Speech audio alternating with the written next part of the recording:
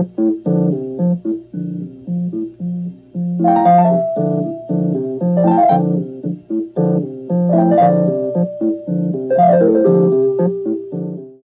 startup companies to succeed, they constantly need to be testing their assumptions, their products, their hypotheses in the world, getting that data back, and iterating on that.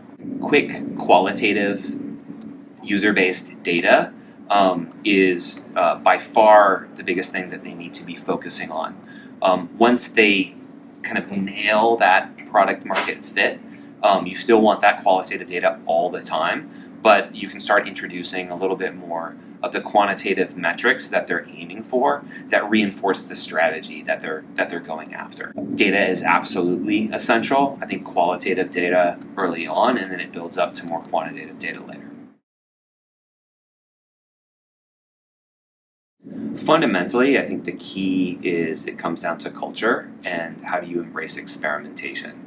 And can you question, are we solving the right problem right now, right? So one way a legacy media company can do that is, number one, really diagnose their culture and say, are we embracing this idea of failing forward and experimentation? Are the most powerful people in the room reinforcing that so that everybody else believes that? That's fundamentally number one, right? And you can do it one of two ways. You can do it in your existing organization within a certain group or whatever, or you can build something kind of on the side where you kind of skirt around all of that stuff. I think there's pros and cons to both.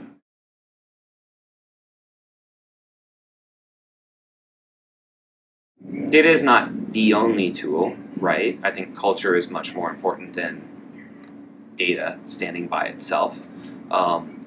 I think being user-centered and being prototype-driven is really, really important. So I also think thinking about networks is really important these days. So the way that I think about media is, to me, it's not content. Content is one type of media, but we used to be, a lot of these companies were built in a time where it was one to many broadcast, right? And there was this piece of content that everybody else would look at, and that would unify people.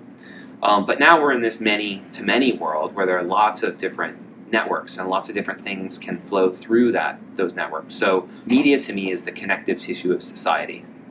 And content may be what flows through it. If you want to, over time, build a sustainable competitive advantage for your business, there's no better proven model in the media space than one that is community-based and has network effects.